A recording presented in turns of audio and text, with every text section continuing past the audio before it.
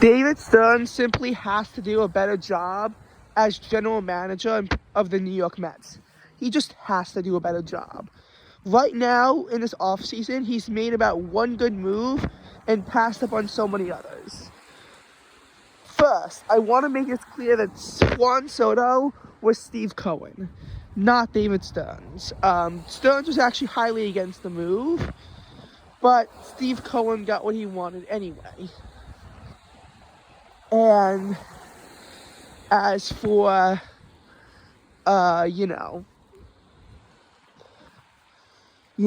his smart move, it was acquiring Jose Siri, likely to replace Harrison Bader, when Jose Siri has similar numbers and would cost $8 million less.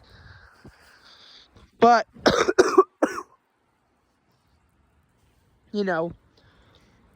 a lot of his moves were just not good.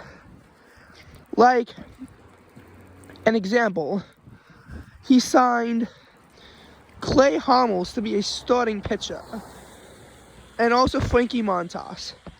Frankie Montas had an ERA last year of 4.84. He should not be a starting pitcher for the Mets. Clay Holmes led the MLB in blown saves, having blown 13 of them. Granted, a lot of times it is due to shoddy defense from the Yankees, which we know how inconsistent they could be, but still, poor choices for starting pitching. The Mets did not get Crotchet. They, didn't. They're not in consideration for Corbin Burns. I don't even know if they're going to be able to re-sign Sean Manaea. And this is all because of David Stearns' stupid model of penny pitching. And obviously he has a big enough ego to think that penny pitching works. I'm just going to put it bluntly.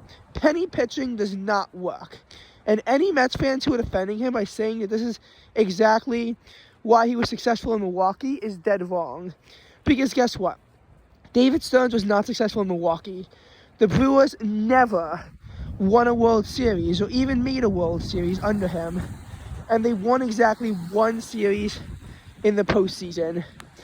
Moves like this from Stearns can make the Mets go into a playoff team, but they're not exactly going to be moves that not exactly the moves that are gonna win championships. Now there is obviously time for the Mets to do this. They have a lot of pending free agents that we have to see if they are going to re-sign or not. It's still a long off season, but I feel like we're in a position now where it's going to be at a point where we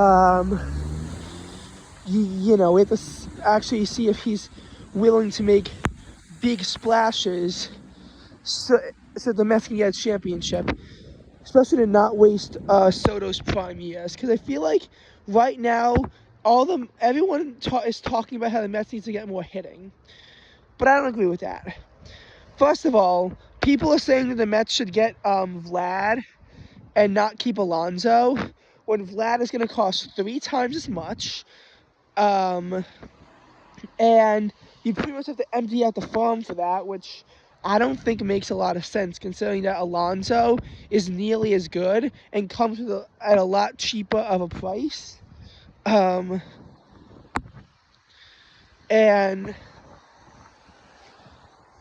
I don't think you can afford to spend over $1.2 billion on 2 hitters combined. I also think that, on the hitting side, the Mets are, pretty good, I feel like. But But I feel like on the pitching side is where they're really weak because you have Kodai Senga, and who knows what he's going to look like after he comes back. David Peterson, his ERA was 2.9 last year, but his expected ERA was 4.6. Do I think he's going to have a 4.6 ERA next year? No, I don't. But I think he's going to regress and have an ERA in the upper threes. That's my prediction. Clay Hummels is not a reliable starting option. Frankie Montas, I don't even know why they got him. Tyler McGill, we all know how much he struggled last year. And Paul Blackburn made 5 starts. 3 of which were pretty good, 2 of which were absolutely crap.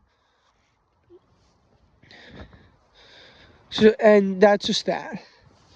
Now, as far as